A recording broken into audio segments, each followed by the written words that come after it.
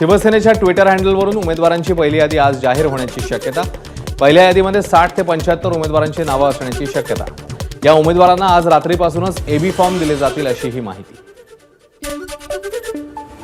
राष्ट्रवादी काँग्रेस पक्षाची पहिली यादी आज जाहीर होण्याची शक्यता। अजित पवार, प्रफुल्ल पटेल, सुनील तटकरेंची जागा वाटपावर महत्त्वाची बैठक।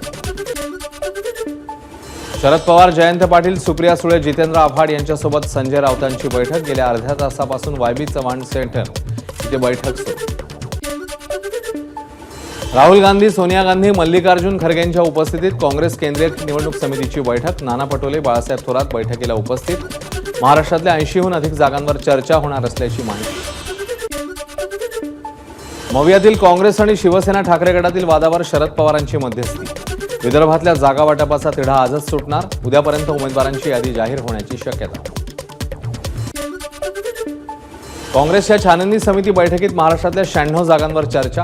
नाना पटोलेंची माहिती। उद्या मवियाची जागा वाटपावर पुन्हा बैठक होणार। नाना पटोले यांची माहिती। वंचित बहुजन आघाडीची उमेदवारांची 5वी यादी जाहीर। मुंबई, नवी मुंबई, ठाण्यासह बारामती, श्रीगोंदा, उदगीर अशा 16 जागांवर उमेदवार जाहीर। परिवर्तन महाशक्तीकडून 8 उमेदवारांची घोषणा। अचलपूरमधून बच्चू कडू, रावेरमधून अनिल चौधरी तर चांदवडमधून गणेश निंबाळकर यांचं नाव जाहीर। राज ठाकरेंकडून अविनाश जाधव, राजू पाटील यांच्या उमेदवारीची घोषणा। ठाण्यातनं अविनाश जाधव तर कल्याण ग्रामीणमधून पुन्हा एकदा विद्यमान आमदार राजू पाटील यांना मनसेची उमेदवारी। महायुती मनसेला काही जागांवर बिनशर्त पाठिंबा देण्याची शक्यता। शिंदे, फडणवीस आणि राज ठाकरेंची शिवडी, वरळी, माहीम यासह काही मतदारसंघांवर चर्चा झाल्याची माहिती। मनसे आमदार राजू पाटील यांच्या निवडणूक प्रचार कार्यालयाचं राज ठाकरेंच्या हस्ते उद्घाटन। मनसे कार्यकर्त्यांकडून जोरदार तयारी। कार्यालयाबाहेर राज ठाकरेंचं 30 ते 35 फुटाचं पोस्टर। मुख्यमंत्री एकनाथ शिंदे 24 तारखेला कोपरी 5 पाखाडीमधून उमेदवारी अर्ज भरणार। अर्ज भरून शिंदे प्रचाराला सुरुवात करणार। अजित पवार बारामती विधानसभा मतदारसंघांना 28 तारखेला उमेदवारी अर्ज दाखल करणार असल्याची माहिती। बारामतीमध्ये रिक्षावर फ्लेक्स लावून अजित पवारांच्या प्रचाराची जोरात तयारी। ठाकरेंच्या शिवसेनेचे आमदार भास्कर जाधव गुहागरमधून 24 ऑक्टोबरला अर्ज भरणार। ज्या दिवशी अर्ज भरणार त्या दिवशी विजय निश्चित झाला असेल। भास्कर जाधवांना विजयाचा विश्वास। दिलीप वळसे पाटील 24 ऑक्टोबरला उमेदवारी अर्ज भरणार। समोर कोण उमेदवार आहे याकडे लक्ष देणार नाही, कामाच्या जोरावर लढणार, वळसे पाटील यांची प्रतिक्रिया। भाजपचे कुलाब्याचे माजी आमदार राज पुरोहित यांनी घेतली फडणवीसांची भेट। सलग दुसऱ्यांदा पुरोहित यांना तिकीट नाकारलं। राहुल नार्वेकरांना उमेदवारी, त्यामुळे राज पुरोहित नाराज। खासदार रवींद्र वायकर यांच्या जोगेश्वरी मतदारसंघावरून महायुतीमध्ये वाद। वायकर यांच्या पत्नीच्या उमेदवारीसाठी ते इच्छुक, तर भाजपमधून माजी नगरसेविका उज्ज्वला मोडक इच्छुक। सागरवर जात फडणवीसांची घेतली भेट। आता माघार नाही, गणेश नाईक यांचे चिरंजीव संदीप नाईक यांची सोशल मीडिया पोस्ट। शरद पवारांच्या राष्ट्रवादीत उद्या पक्षप्रवेश करणार। भाजपच्या मंदा म्हात्रेंविरोधात बेलापूरमधून निवडणूक लढण्याची शक्यता। कल्याण पूर्व मतदारसंघात भाजपकडून गणपत गायकवाडांच्या पत्नी सुलभा गायकवाड यांना उमेदवारी, त्यामुळे शिवसेनेमध्ये अस्वस्थता। शिवसेना कल्याण शहर प्रमुख महेश गायकवाड बंड करण्याची शक्यता। गोपीचंद पडळकरांना जत विधानसभेतनं उमेदवारी देण्यास विरोध। पडळकरांऐवजी भूमिपुत्राला उमेदवारी द्या, स्थानिक भाजप नेत्यांची भूमिका। रत्नागिरी मतदारसंघात उदय सामंतांविरोधात भाजपचे माजी आमदार बाळ मानेंकडून बंडखोरीचे संकेत। पत्रकार परिषद घेत बदल हवा म्हणत मतदारांना त्यांचा अभिप्राय कळवण्याचं आवाहन। परभणीच्या पाथरी मतदारसंघाच्या जागेवरनं महायुतीमध्ये रस्सीखेच। राष्ट्रवादी आमदार राजेश विटेकर आणि अजितदादांच्या भेटीला शिवसेनेचे नेते सईद खान वर्षा बंगल्यावर, त्यामुळे ही जागा कोणाला सुटणार याकडे लक्ष। शिवसेनेचे आमदार हेमंत पाटील सागर बंगल्यावर। नांदेड दक्षिण मतदारसंघातून हेमंत पाटील निवडणूक लढण्याची शक्यता। महायुतीकडून हेमंत पाटील यांना उमेदवारीसाठी विचारणा झाल्याची माहिती। मुख्यमंत्र्यांचे खासगी सचिव बालाजी खतगावकरांकडून अपक्ष लढण्याची घोषणा। नांदेडच्या मुखेड विधानसभा मतदारसंघात निवडणूक लढणार। 2 महिन्याआधीच शिवसेनेत केला होता प्रवेश। बीडमध्ये शेतकरी कामगार पक्षाच्या नेत्यांची बैठक। बीड जिल्ह्यातील 6 विधानसभा मतदारसंघात निवडणूक लढण्याची तयारी। हक्काच्या जागा न मिळाल्यास आघाडीतून बाहेर पडण्याचा इशारा। बीडमध्ये ऊसतोड कामगार संघटनांचं महायुतीसमोर थेट आव्हान। राज्यातल्या 9 ऊसतोड कामगार संघटनांची बैठक। बैठकीतून राज्यातील 6 जागांवर ऊसतोड संघटनांचा दावा।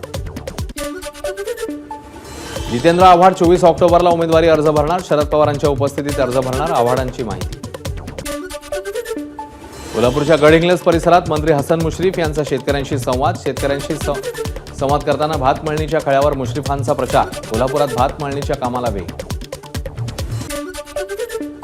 उमेदवारी जाहीर झाल्यावर तानाजी मुटकुळे संत नामदेवांच्या चरणी. आमदार मुटकुळेंनी मंदिरात केली महापूजा. 4 तारखेपासून प्रचार सुरू. मुटकुळे यांची माहिती. अकोल्यामध्ये भारत जोडो अभियानाचे संयोजक योगेंद्र यादव यांच्या भाषणादरम्यान वंचितच्या कार्यकर्त्यांचा गोंधळ. जोरदार घोषणाबाजी. कार्यकर्त्यांकडून खुर्च्यांची तोडफोड. भारत जोडो अभियानाच्या कार्यक्रमात वंचितच्या कार्यकर्त्यांनी गोंधळ घालणार दुर्दैवी. योगेंद्र यादव यांची प्रतिक्रिया. प्रकाश आंबेडकर कार्यकर्त्यांना असं सांगतील असं वाटत नसल्याचंही वक्तव्य. मनसे आमदार राजू पाटलांच्या कार्यालयाबाहेर मनसे पदाधिकाऱ्यांकडून परप्रांतीयाला चोप. राज ठाकरेंबाबत अपशब्द वापरल्यानं मनसैनिक आक्रमक. अकोला जिल्ह्यातल्या मूर्तिजापूर मतदारसंघात सुगत वाघमारेंना वंचितकडून उमेदवारी. अनुसूचित जातीसाठी हा मतदारसंघ राखीव. वाशिमच्या रिसोड मतदारसंघात प्रशांत गोळेंना उमेदवारी. वंचित बहुजन आघाडीकडून प्रशांत गोळे निवडणूक लढवणार. माजी सहाय्यक पोलीस आयुक्त संजय जगताप निवडणुकीच्या रिंगणात. भाजपच्या कालिदास कोळंबकरांविरोधात वडाळ्यातनं निवडणूक मैदानात. उद्धव ठाकरेंशी चर्चा करून जगताप ठाकरे गटात प्रवेश करणार. मालेगावचे माजी आमदार आसिफ शेख यांच्याकडून इस्लाम पक्षाची घोषणा. काहीच दिवसांपूर्वी राष्ट्रवादी शरद पवार पक्षाला दिली होती सोडचिठ्ठी. इस्लाम पक्षातनं विधानसभा निवडणूक लढवणार. भंडाऱ्याचे आमदार नरेंद्र भोंडेकर यांची शिवसेना उपनेतेपदी नियुक्ती. भोंडेकर यांच्यावर विदर्भातल्या समन्वय पदाची जबाबदारी. त्यामुळे ते शिवसेनेकडे निवडणूक लढवणार हे जवळपास निश्चित. चिंचवड विधानसभेत शंकर जगतापांना भाजपकडून उमेदवारी. राष्ट्रवादीत उमटला नाराजीचा सूर. दिवाळीपूर्वी बंड करण्याचा राष्ट्रवादीच्या बैठकीत इशारा. कामठी विधानसभा मतदारसंघात बावनकुळे भाजपचे उमेदवार. तिकीट कापल्यानं टेकचंद सावरकर नाराज. पक्षाच्या निर्णयावर समाधानी नसलो तरी एकनिष्ठ राहणार. सावरकर यांचं वक्तव्य. उत्तर भारतीय मोर्चाचे अध्यक्ष संजय पांडे यांनी घेतली फडणवीसांची भेट. वर्सोव्यातनं भारती लव्हेकरांऐवजी संजय पांडेंना उमेदवारी मिळण्याची शक्यता. ठाकरेंच्या शिवसेनेचे पुणे जिल्हा प्रमुख माऊली कटके यांचा राष्ट्रवादीत प्रवेश. अजित पवार सुनील तटकरे यांच्या प्रमुख उपस्थितीमध्ये प्रवेश. हिंगोलीच्या कळमनुरीत वंचितकडून डॉक्टर दिलीप मस्केंना उमेदवारी. आमदार संतोष बांगर यांनी शासन निधीचा योग्य वापर न केल्याचा मस्केंचा आरोप. सोलापूर शहर मध्य मतदारसंघावरनं मोची समाज आक्रमक. काँग्रेस भवन येथे घोषणाबाजी. हा मतदारसंघ मोची समाजाला देण्याचीही मागणी. सांगली विधानसभेत भाजपमध्ये बंडखोरी होण्याची शक्यता. सुधीर गाडगीळ यांना उमेदवारी जाहीर झाल्यानं शिवाजी डोंगरे अपक्ष निवडणूक लढवणार. महाराष्ट्र कुणबी सेनेचा भाजपला दिलेला पाठिंबा स्थगित करण्याचा निर्णय. महायुतीकडून कोणतंही आश्वासन पाळलं गेलं नसून बेकायदा कुणबी दाखले देण्यात आल्याचा कुणबी सेनेचा आरोप. हिंगोलीमधील वसवत विधानसभा मतदारसंघासाठी काँग्रेस आग्रही. काँग्रेसकडून प्रीती जयस्वाल इच्छुक. सांगलीच्या तासगाव कवठे महांकाळ बंद. रोहित पाटलांना उमेदवारी जवळपास निश्चित. घर टू घर जाऊन रोहित पाटलांकडून प्रचार.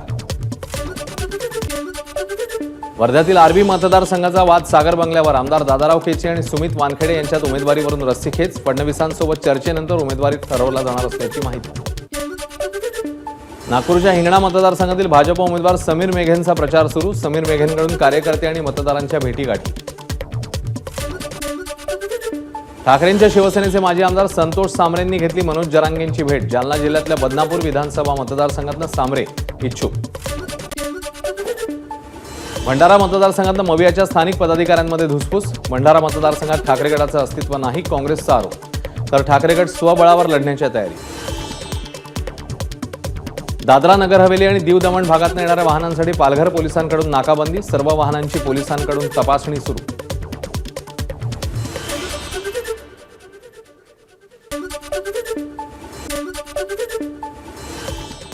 या होत्या वेगवान घडामोडी आणि आता एक नजर 100 हेडलाईन्सवर. सलमानला धमकी देणाऱ्याने मागितली माफी. ट्रॅफिक कंट्रोलच्या व्हॉट्सअप नंबरवर सलमानला चुकून धमकीचा मेसेज केल्याची कबुली. पोलिसांकडून मेसेज पाठवणाऱ्या व्यक्तीचा झारखंडमध्ये शोध सुरू.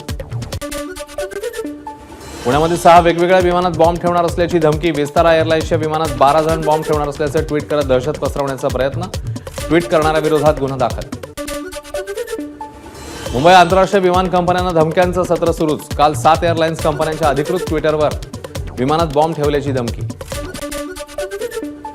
पुण्यामध्ये ब्रिटिश गायक ॲलन वॉकरच्या लाईव्ह कॉन्सर्टमध्ये चोरी, चोरट्यांकडून 36 मोबाईल लंपास. मुंबई आणि हैदराबादमधल्या चोरट्यांच्या टोळीतील 4 पोलिसांकडून अटक.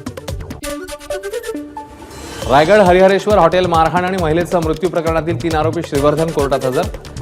आरोपींना 24 ऑक्टोबरपर्यंत पोलीस कोठडी. फरार आरोपींचा शोध घेणारे पोलिसांचं पथक पुण्यामध्ये दाखल. गडचिरोली पोलिसांच्या कारवाईत 5 नक्षलवादी ठार, एक C-60 कमांडो जखमी. जखमी जवानाला हेलिकॉप्टरने उपचारासाठी नागपूरला नेल्याची माहिती.